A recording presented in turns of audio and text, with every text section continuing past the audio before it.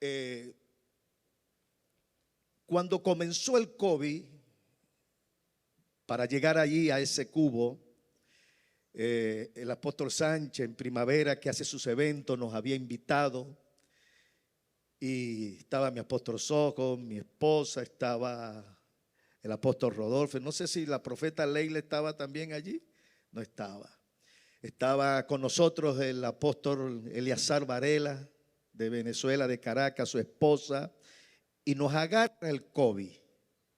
6 meses menos 5 días yo fui huésped en la casa del apóstol Sánchez y su esposa Linda, la profeta Eva, y visitamos una cantidad de muertos. Eso fue algo tremendo. Cuando quise salir, ya todos los aeropuertos del mundo estaban cerrados y no había la oportunidad. 6 meses, gasté 3 boletos que no me integraron para tratar de salir, porque a donde oía una noticia, allí iba, en dirección a un aeropuerto. Y nos quedaba la oportunidad de ir a Brasil, a Sao Paulo, y nos fuimos para Sao Paulo y llegamos, porque era la única puerta abierta por el sur, por Santa Elena de Guairén, pero había que cruzar todo el Amazonas. Un viaje que podía durar 3 días, a mí me costó 10 días para llegar. Cuando cruzamos el Amazonas, y llegamos al punto de Venezuela, pues allí nos detuvieron porque teníamos que pasar cuarentena, y orándole a Dios que nos diera una señal y que nos abriera una puerta y que nos conectara con un puente, logramos establecer una conexión con alguien importante en Caracas y nos da un permiso escrito, sellado y varias firmas allí. Ese permiso nos llegó como a las 9 de la noche. Cuando tenemos el permiso para ir al otro día y salir, llegó una comisión del ejército y nos dice que no nos vamos a ir, que tenemos que estar allí 10 días. Y después de esos 10 días tenemos que ir a la otra ciudad 10 días. Y si salimos negativos podemos ir a Caracas otros 10 días. Y si salimos negativos vamos a la ciudad, nos recluyen en un punto de observación y una semana después podemos entrar en nuestra casa. Teniendo la carta de un general de Caracas. Cuando aquella comisión del ejército llega, le digo yo al apóstol Eleazar, vamos a hacer Santa Cena. Porque en una cena el pueblo hebreo salió de Egipto y salió de la esclavitud. Y vamos a esperar a las 12 de la noche. Pusimos de acuerdo, nos tiramos allí en un cuarto a orar y a orar y a orar y a orar. Y de repente una palabra de ciencia me vino y le dije, Eleazar, vamos a ir al frente. Esto es una batalla territorial. En esta ciudad no se respeta lo que dicen en Caracas. Vamos a hacer una guerra espiritual. Salimos unos pasos afuera, oramos como usted no tiene ideas. Y a las 3 horas llega la misma comisión y nos dice que si nos vamos, tiene que ser a las 5 de la madrugada. Porque no querían que nadie se alborotara cuando nosotros saliéramos. Usted me dirá, hermano Nergio, ¿qué me quiere decir? Pregúnteme, ¿qué me quiere decir con todo esto? Lo que percibo, para darle forma, para darle estructura a mi apóstol William, usted que es ingeniero, es que en lo personal, esto es personal. El mundo espiritual es un cubo. En lo personal, si vamos a ilustrarlo, el mundo personal, el mundo espiritual es un cubo donde nosotros batallamos con lo que sabemos que es maldiciones generacionales. Pero a pesar de que hemos batallado con maldiciones generacionales, parece que nos hemos quedado allí y no hemos conquistado. No hemos tomado calles, ciudades. Y si la hemos tomado, no en la dimensión que Dios quiere, porque nos hemos quedado. Ahorita yo tengo un encuentro y ese es el primer tema, maldiciones generacionales. Pero he entendido que no todo es maldición generacional. ¿Qué dice allí? Hay patrones generacionales. Porque si estamos en un encuentro y renunciamos a las maldiciones generacionales, pero se siguen con otras cosas, entonces son patrones. Aunque soy nueva criatura, estoy luchando ya con patrones. Cuando leo el artículo del apóstol Sojo que habla de la maldición de la tierra, la inconstancia, la viveza, la mentira, la deslealtad, la traición, el no puedo, el comenzar cosas y no terminarlas y otras cosas más. Son cosas que perturban el liderazgo. Y mientras no renunciemos a esos patrones generacionales, la vida cada vez se va cargando más de argumentos, porque los argumentos es el tema que voy a hablar. Entonces la pregunta es esta. El mundo que vivió Pablo fue un mundo conflictivo. El imperio romano tenía todo el poder, pero Pablo prevaleció sobre ese imperio y a donde llegaba Pablo establecía una iglesia. A donde llegaba Pablo formaba un equipo. Entonces la pregunta es, ¿qué hizo Pablo para conquistar tanto? Pablo no se quedó solamente en maldiciones, ni se quedó solamente en patrones. Pablo habló de algo que llamamos principado, potestades, gobernadores y hueste. Esta fuerza se van a levantar para que tú no puedas ver el sueño de Dios realizado. Yo me di cuenta en ese viaje que cuando salimos nos detuvieron en Alcabala 48 alcabalas. Nos revisaron el carro, las maletas. Usted sabe lo que es estar 48 alcabalas que te detengan. Y entendí que hay fuerzas que operan en territorios. Cuando tú salías de una ciudad, entrabas en otra ciudad, empezaba la requisa, nos sacaban fotos, nos ponían ahí delante del carro con la placa del carro y la foto, nos quitaban los documentos. ¿Por qué? Porque hay operaciones de las tinieblas que controlan territorio. Entonces usted me dirá, ¿qué me quiere decir, hermano Nergio? Todos nosotros tenemos sueños y visiones. Y nosotros soñamos con un lugar donde podamos reunir a la gente, un lugar donde podamos levantar un templo. Y a veces no hallamos cómo lograrlo y no entendemos que lo que habló Pablo de principado, de potestades, de gobernador y de hueste, batallan. Y si vamos a lograr eso, tenemos que pegarle allá a donde están estas instancias. Por ejemplo, principado son los que tratan de controlar las naciones. En los parlamentos son los que establecen leyes allá arriba. Y hay leyes que van en contra del avance de la iglesia, que te van a impedir comprar un templo, que te van a impedir hacer una escuela, construir una universidad. Y el asunto está en que si vamos a lograr y desatar, nosotros tenemos que pegarle aquí, hermanos queridos. En el terreno donde estamos, en el local. Mi primera reunión fue un consejo de guerra.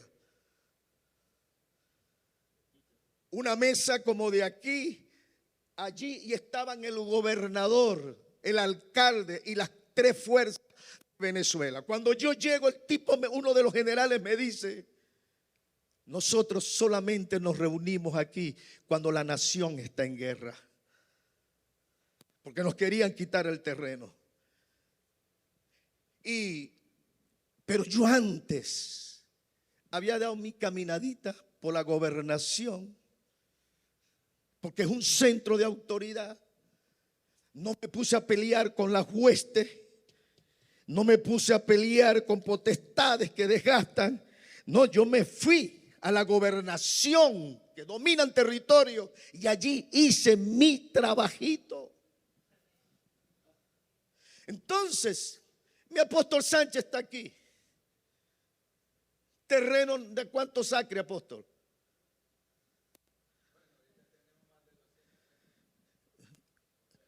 200.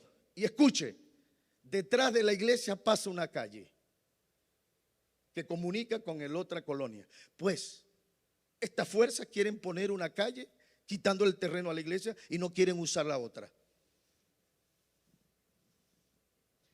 Entonces, si vamos a levantar un local, si vamos a levantar algo grande para Dios, tenemos que ir a otra instancia. Y el problema es que no estamos golpeando allá. No hemos quedado.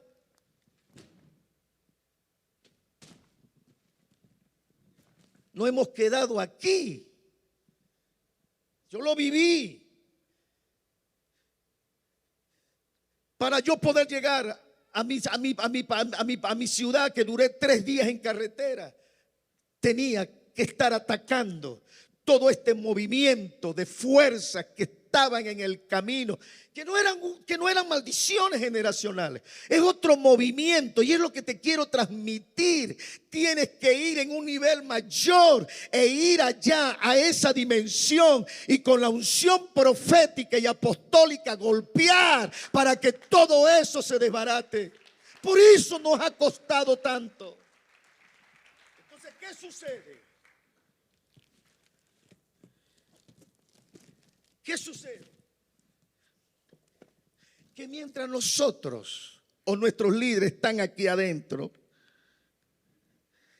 estas fuerzas están luchando con él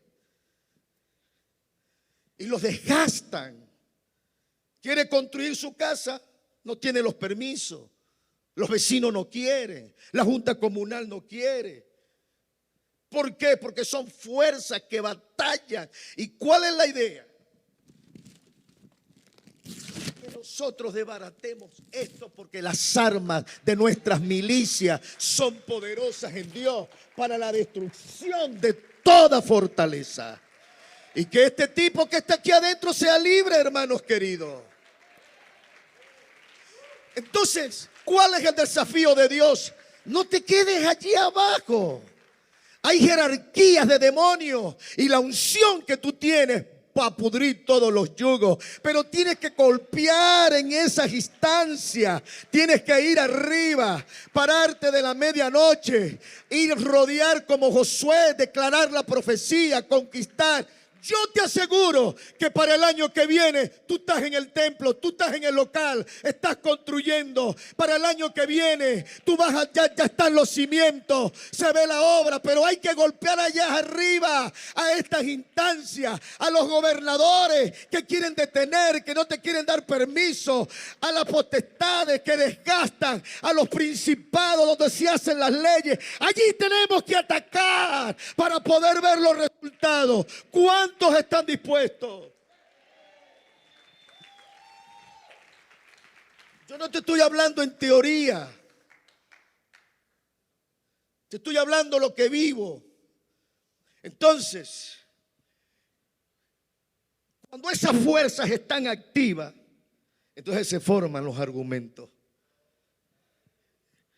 que es difícil, que no se puede. Ya lo intenté, otros lo han hecho y eso consume energía y eso nos va desgastando, hermano. Tenemos que trabajar con el cubo, porque las armas espirituales nuestras son poderosas para la destrucción de fortaleza. Pero para poder estar aquí, Pablo dice que tenemos que ponernos toda la armadura de Dios. Toda. ¿Y cuántos elementos trae la armadura? ¿Cuántos elementos tiene la armadura?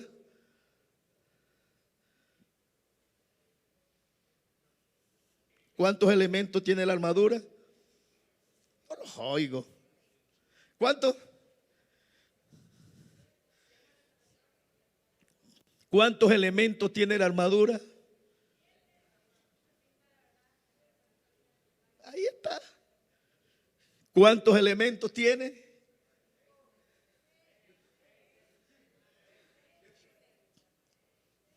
¿Cuántos lados tiene el cubo?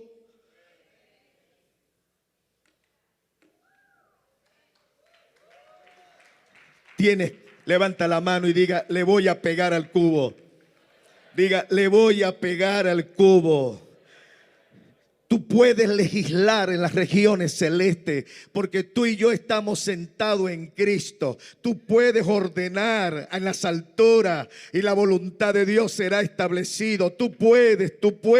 Pero como habló el apóstol, mi apóstol Sojo, vamos a salir del evangelio conforme. Vamos a convertirnos en unos guerreros. Aleluya, porque desde Génesis 3:15 el mundo está en guerra y aquí solamente vamos a prevalecer en la guerra espiritual. Los pastores amigos míos me decían, Nergio, ¿cómo pudiste tener? Nosotros hablamos con el alcalde porque se congregaba allí. Nosotros hablamos con el gobernador porque era el mismo partido. Sí, pero ustedes no hablaron con Dios y no le pegaron a las instancias que retenían todo eso. Si Dios es conmigo, ¿quién contra mí? Este es el año 2023. Estamos en los últimos meses de este año 2023, que yo lo he llamado el salmo de la provisión, porque Jehová es mi pastor y nada me faltará. Si te vas esta mañana con una idea creativa, este año no terminará sin yo hacer el plano, sin yo ser el marco. No veo ahorita el lugar, pero vas a golpear esas instancias arriba, vas a golpear allá donde dan los permisos, donde la gente se opone, donde la gente retrasa, donde la gente todo lo tranca. No te vayas abajo con las huestes, tienes que ir arriba y golpeando. Aleluya. Y la Biblia dice, pídeme y te daré.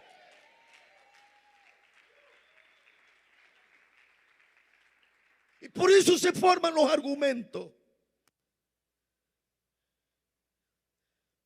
Y esto de los argumentos para mí es demasiado grave. Porque la primera vez que Dios habló con el hombre, ¿cuál fue la respuesta? Argumento. La segunda vez que Dios habla con el hombre, las primeras palabras de Dios con el hombre, ¿cuál fue la respuesta? Argumento. Cuando Dios habla con la mujer, ¿cuáles fueron las primeras palabras? Argumento. ¿Por qué tanto argumento? La serpiente había creado un ambiente. Algo diabólico se había movido. Porque los argumentos vienen de una fuente infernal. Quizás te parezca extraño, pero dame tiempo para explicártelo. Dios le pregunta a Adán, ¿dónde estás tú? Y Adán sale por otra cosa. Tuve miedo y me escondí, pero no te estoy preguntando eso. Cuando hay argumento, no hay sinceridad, que era lo que Dios esperaba de Adán. Dios le habla a Adán la segunda vez. ¿Quién te enseñó? Estoy desnudo. ¿Comiste del árbol? Adán lo que tenía que decir, sí, comí, mostré debilidad, lo que sea. No, argumento. La mujer que me diste termina sin resolver con Adán, llama a Eva y le hace la misma pregunta: ¿qué has hecho? Y Eva, en vez de decirte desobedecí, oh Dios, mostré debilidades, mostré flaqueza, no velé, lo que sea. No, la serpiente, culpando a otro. Y el problema es que cuando nosotros vivimos en argumentos, la obra de Dios no va a avanzar. No va a avanzar. No vamos a ver resultados. No vamos a llegar a donde Dios nos tiene predestinado. No vamos a ver todo lo que Dios ha prometido, porque los argumentos son más graves de lo que nosotros pensamos. Sacando algunas ideas que usted puede hacerlas después, la pregunta es: ¿qué es en sí un argumento?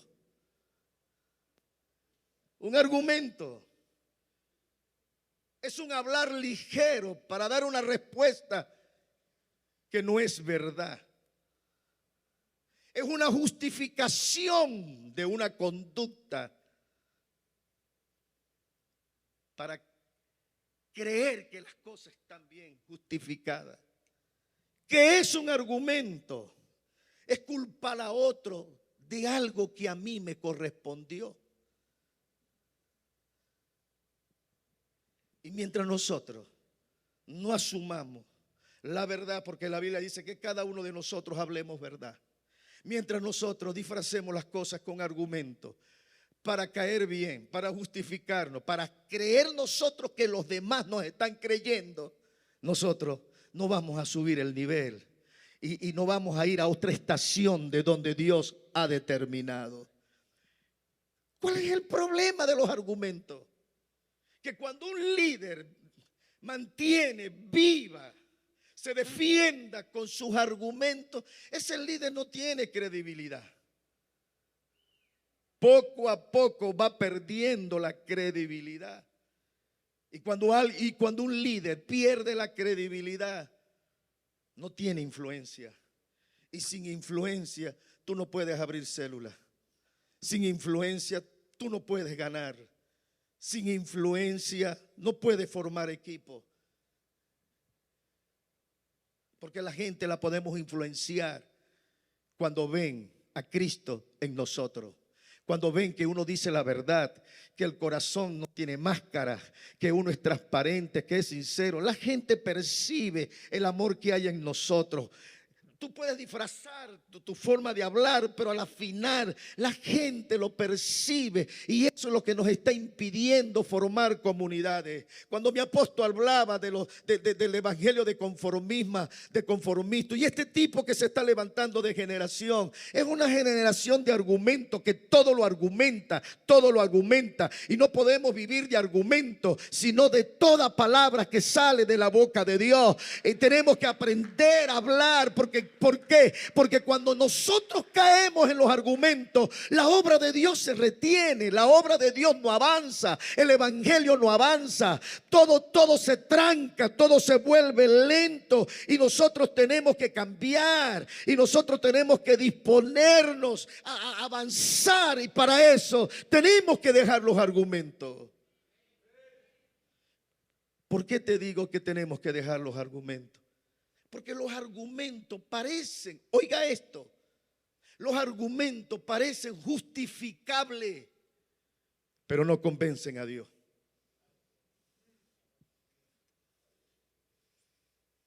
Los argumentos nos hacen sentir bien. Ya resolví el asunto. Pero no convencen a Dios. No te van a dar estabilidad en el futuro. Lo que te da estabilidad es un carácter firme, de compromiso, de convicción, de carácter. Y eso es lo que quiere ver la gente con nosotros que somos líderes. Que no vivamos una vida de doblez, sino una vida íntegra en todos los sentidos. Ahora, ¿qué sacó Adán? ¿Quién sacó a Adán y a Eva del huerto? No los oigo. ¿Quién sacó a Adán y a Eva del huerto? Argumento. ¿Por qué David, que el pecado fue más cruel, más horrible, mató, traicionó, engañó, embarazó? ¿Por qué David queda en el trono y Adán sale? Porque cuando David fue confrontado, él no habla de argumento. Él asume. Y él escribe el Salmo: cree en mí, oh Dios, un corazón limpio y recto. Yo he pecado. No metió a nadie. Yo he pecado. Yo he hecho lo malo ante ti. Y por eso Dios lo levantó. El problema de nosotros es que cuando no hacemos las cosas, a alguien tenemos que echarle la culpa. Así no vamos a ser líderes sólidos. Así no vamos a tener multitudes. Así no vamos a multiplicar células. Así no vamos a tener el equipo de 12, ni de 50, ni de 70. Así no lo vamos a tener. Mientras nosotros estemos culpando algo, que el pasaje, que la gasolina, que lo otro son puros argumentos. Tú tienes gente aquí en la iglesia y en tu iglesia que caminan quizás hora y media para llegar sin pasaje, sin alimento, sin comida, sin zapato, en moto, lo que sea, pero están allí para adorar a Dios.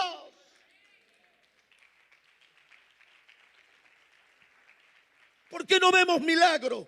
Argumento.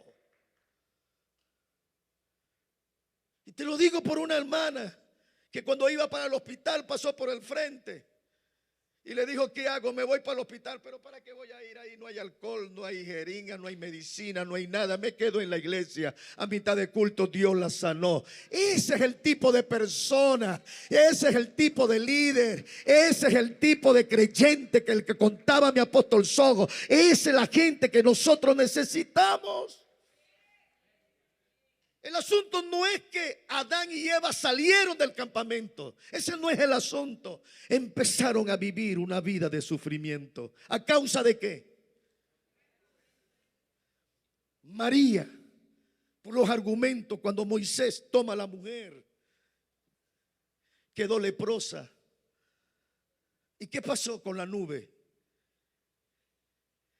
Israel no avanzó más por los argumentos de María y se quedaron allí hasta que sanara.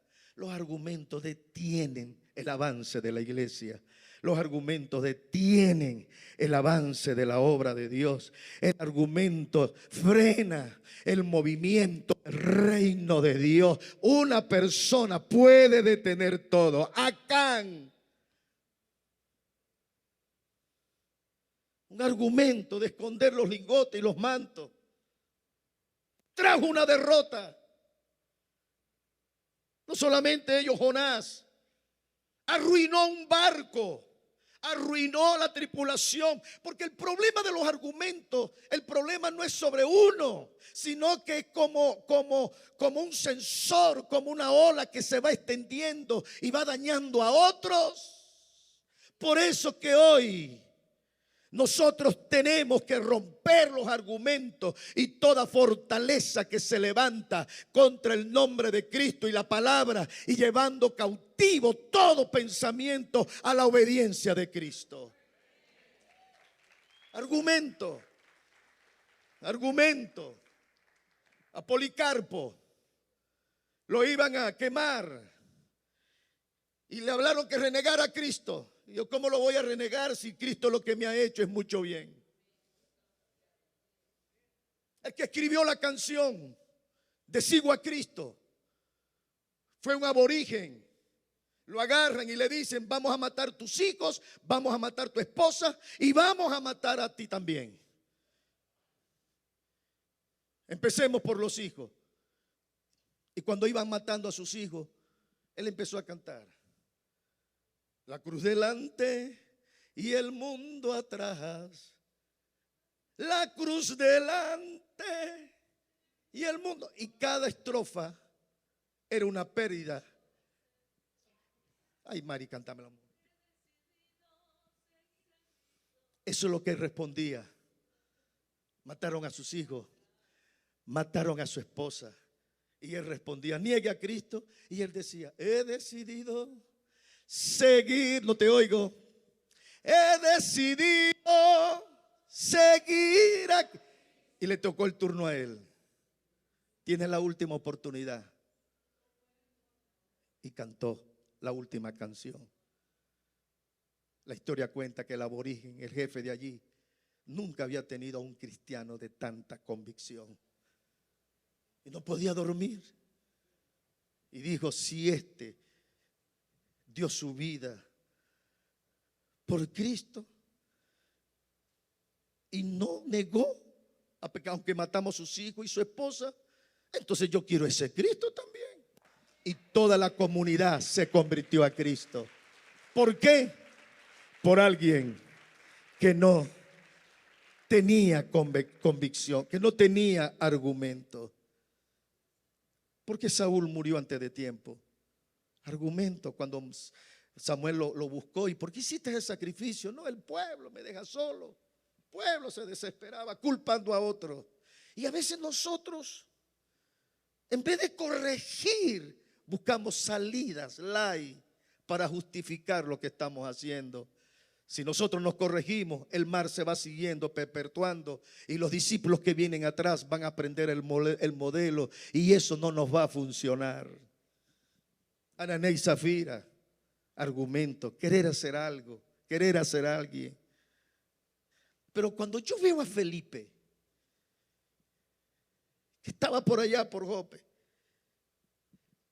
y Dios le habla, ¿a dónde estaba Felipe? Esperando al etíope que iba para Egipto, para el África. Hoy África es una potencia. Las grandes iglesias están en Asia, en África. Tengo un amigo que fue y me dijo, Nerio, para yo llegar a la iglesia tuve que tomar un carrito de golf, de lo grande que era eso. ¿Y dónde comenzó el movimiento del África? En un hombre que le llevó la cruz a Cristo y un hombre que abrió las puertas de su carro para que Felipe, que no tenía argumento, le hablara la palabra del Señor a su vida y lo bautizara y siguiera su camino para llevar avivamiento al África. Eso es lo que Dios quiere, gente sin argumento. Amén. ¿Qué es lo que Dios quiere?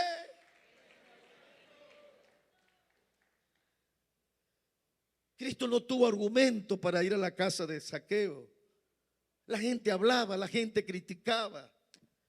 ¿Por qué el milagro de Lázaro tardó tanto? Porque Cristo hablaba, Lázaro resucita hoy y Marta hablaba, no, sí, yo sé, pero el año que viene, en los postreros días, Cristo hablaba de presente y Marta hablaba del futuro. No, es hoy y hay que quitar la piedra. No, no se puede quitar la piedra, es que lleve, hermanos, argumentos, demora el trabajo de Dios en las vidas. Nuestra conducta tiene que ser sí y amén. Hay una ilustración de Ginkgo, que había una vacante en una empresa y todos llevaron el mejor reporte para aplicar. Y alguno dijo que estaba en la NASA, el otro dijo que estaba en la Shell, el otro dijo que no sé a dónde, que trabajaba con Musk, y todos los reportes eran tremendos y lo leyeron. Y llegó uno sin nada. Y le pregunta, ¿y usted qué sabe hacer? Lo único que yo hago es hacer caso. Ese es el que yo quiero. ¿Qué es lo que sabe hacer usted? No te oigo. ¿Qué es lo que sabe hacer usted? Levante la mano y diga, voy a hacer caso. Yo lo único que sé es hacer caso. ¿Qué es lo que sabe hacer usted? Todo ese papeleo, mi apóstol Sogo, y todo ese currículo, y todos esos doctorados que no sé qué más. Ganemos las almas, apóstol querido, amén. Dale un aplausote a Dios, aleluya.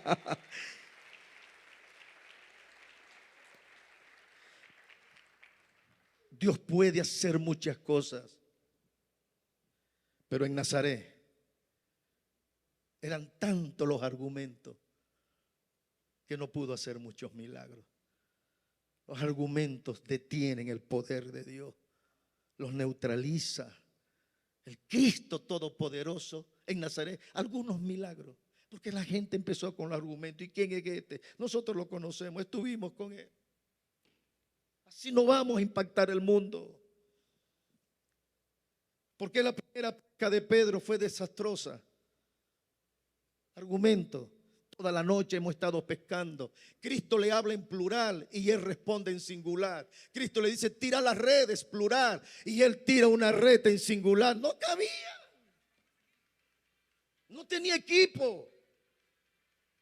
Nadie estaba cerca. Tuvo que alzar la voz, llamar a los compañeros. Nosotros no trabajamos con compañeros. Nosotros trabajamos con discípulos. Pero ¿qué es lo que ha hecho? ¿Qué es lo que ha roto los puentes? Argumento. Si Dios nos dice algo, vamos a obedecerle. Porque cuando Dios habla es que ya la puerta la abrió.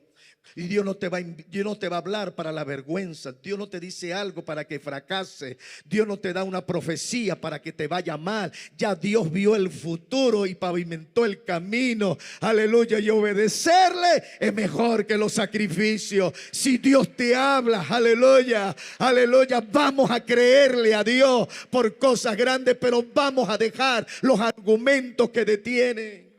La mujer del flujo, ella no pensó, soy inmunda, me van a apedrear, nadie me puede tocar, voy a contaminar. No, no había argumento.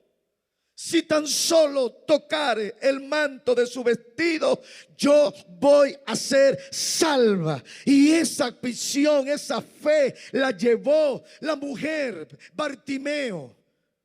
¿Qué fue lo primero que hizo Bartimeo? Dejó el argumento, tiró la capa. ¿Qué fue lo primero que hizo la mujer samaritana?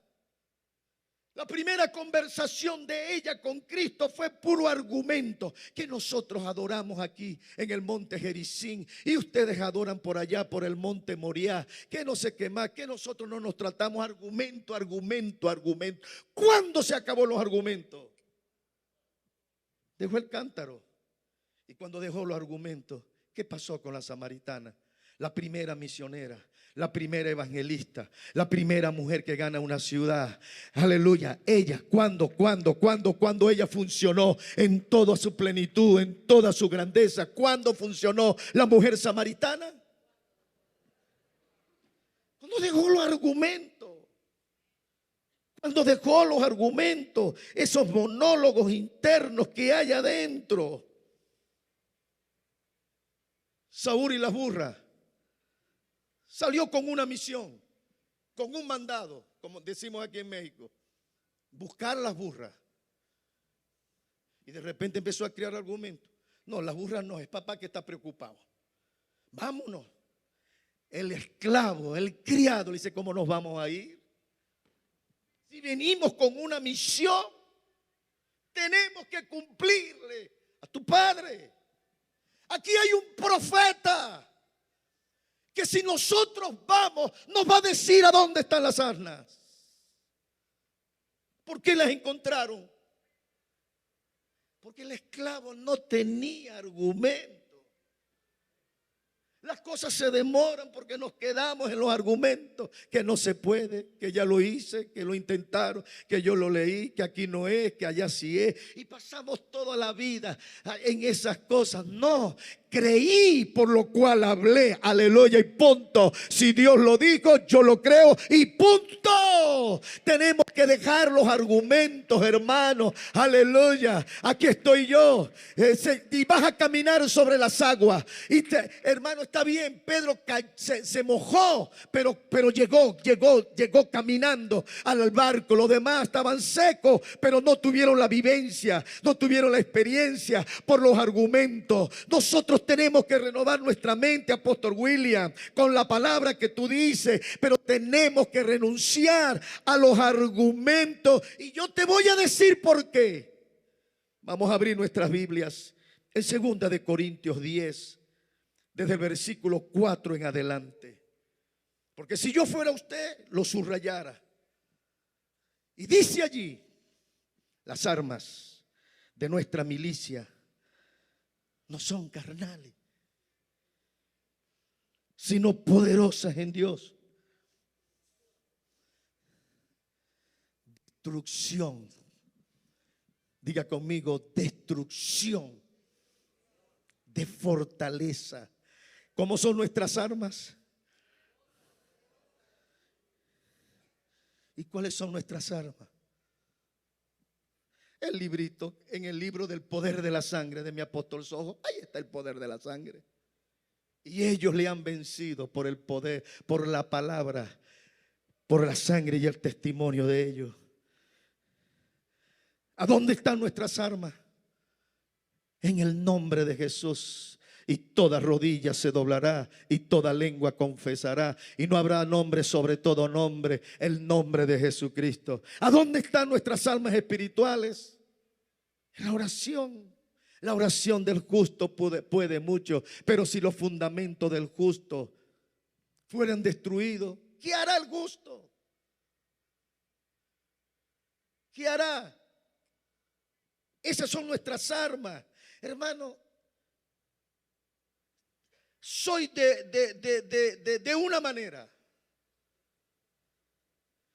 Cuando Dios me imparte algo, a mí no me importa si son 3 días orando, ayunando, vigilia, pero yo estoy ahí hasta que lo logro. Una vez tuve una batalla, no sé cómo describir esa batalla, y ya no podía más. Le dije, Dios, esto se tiene que acabar hoy. O acaba con esto, o yo no sigo, pero yo no puedo seguir funcionando así. Y le dije, ni voy a comer, ni voy a dormir, ni voy a tomar agua, nada. Empezó el primer día, orando. Cuando ya la rodilla no me daba, me paraba y caminaba. Cuando ya estaba cansado caminando, me tiraba de rodillas o me acostaba. Y pasó la primera noche, pasó la segunda noche, y le dije, Dios, esto se tiene que acabar, o esto se acaba o me llevas a mí, pero nosotros dos no vamos, yo no voy a convivir con eso. Al tercer día hubo un reventón, aleluya, y empecé de nuevo a ver la gloria de Dios y la unción fresca sobre mi vida y la gracia y el favor, pero tuve que batallar con los argumentos. Con los argumentos tuve que batallar. Y la Biblia dice que tenemos que derribar. Escucha, tenemos que derribar todo argumento. Si la Biblia dice que tenemos que derribar todo argumento, entonces los argumentos no son de Dios. Y pregunto, si no son de Dios, ¿de quiénes son?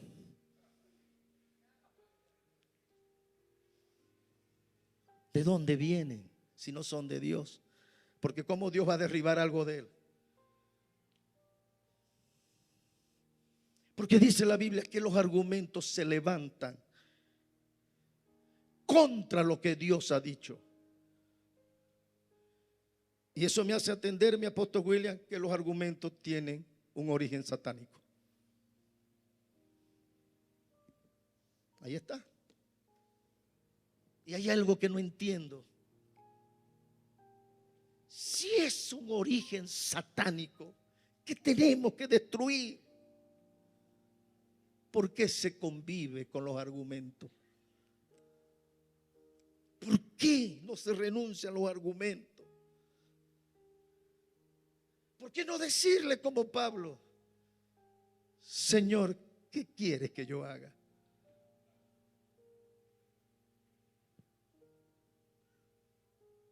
Cuando Pablo terminó el encuentro, ¿qué fue lo primero que hizo? Enseguida predicaba a Cristo. Si un encuentro no te lleva a ganar almas,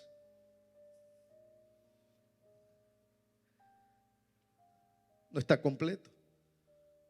Porque todos los que tuvieron un encuentro con Dios fueron a la gente. Moisés fue a la gente, Gedeón fue a la gente, Pedro fue a la gente. Entonces, si yo hago argumento nada más para maldiciones generacionales, está bien, hermano, está bien. Pero hay algo más. Tenemos que conquistar. Amén. Tenemos que conquistar. Los argumentos son ideas que no vienen de Dios y no la hemos discernido, que atrasa, que confunde, que impiden vivir y hacer las cosas con Dios, para Dios con excelencia. Argumento es vivir en la mediocridad. Argumento es ser más del montón. Si vamos a hacer una diferencia, tenemos que renunciar a los argumentos. ¿Por qué Cristo tuvo tanto éxito? La palabra lo dice. No vine a hacer lo que quiere, vine a hacer la voluntad del que me envió. Punto. Las cosas de Dios que le agradan, yo las hago. Y no había argumentos en Cristo. Y eso es lo que Dios quiere. ¿Por qué Josué tuvo éxito? Porque Dios le dijo: no te apartes de esta palabra, a conforme a lo que está escrito. No de acuerdo a los argumentos, a lo que está escrito. Porque haciendo estas cosas vas a tener éxito y todo te saldrá bien. No te apartes ni a la derecha ni a la izquierda. El asunto es que sin darnos cuenta, en el liderazgo creamos la cultura del argumento. Hermano, tú le dices a alguien que haga algo y te dice que sí, pero en el camino él manda a otro, y el otro manda al otro, y el otro manda a otro, y pasan las 3 horas y nadie ha hecho nada. ¿Por qué? Argumento. Argumento, argumento, argumento. No podemos seguir así. Nadie que viva en argumento verá las promesas de Dios cumplidas.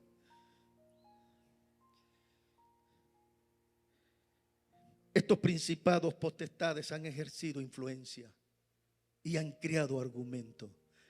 Vamos a derribarlo. ¿Está dispuesto? Ponte de pie. Y yo creo que en esta mañana tenemos que ir a la cruz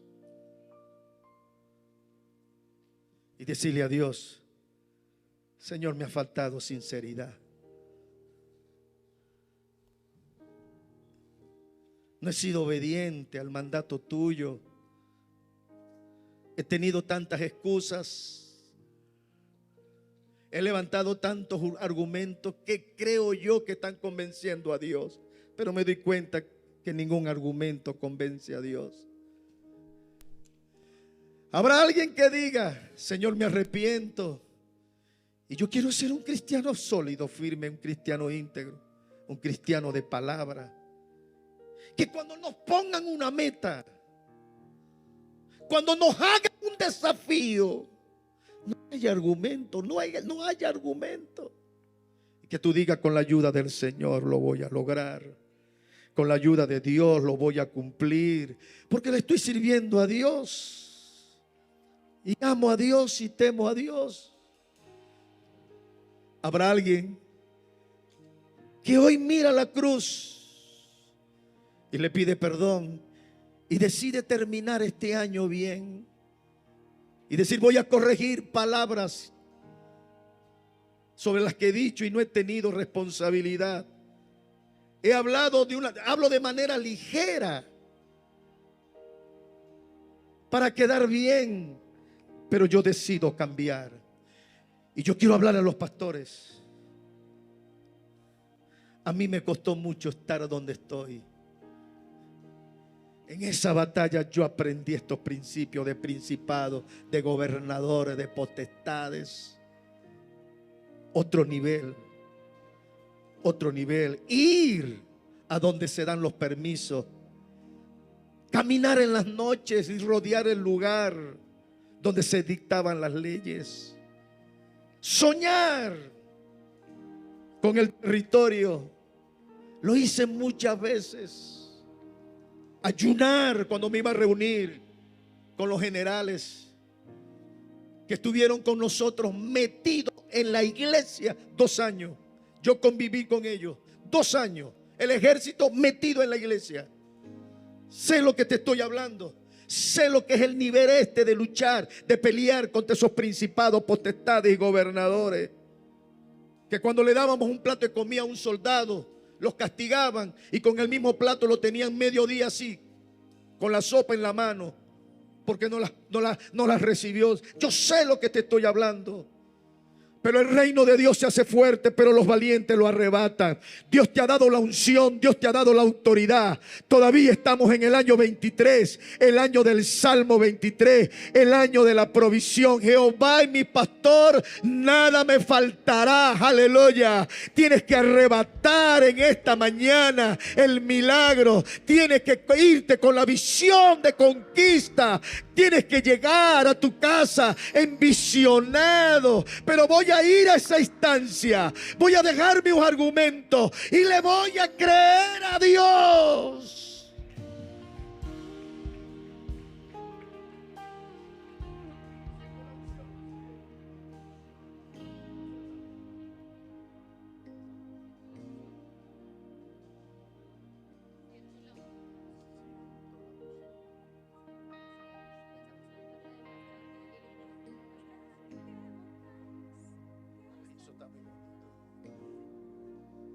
Yo te invito hoy,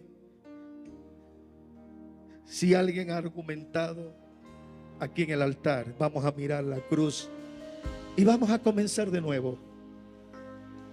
Si hay pastores amigos que están luchando, yo quiero orar por ti, porque la Biblia dice que los mansos heredan la tierra y es legal que tengas un templo, es legal que tengas un territorio para reunir a la familia. Es legal, siendo la tierra tan grande, es legal que tú tengas un pedazo de tierra.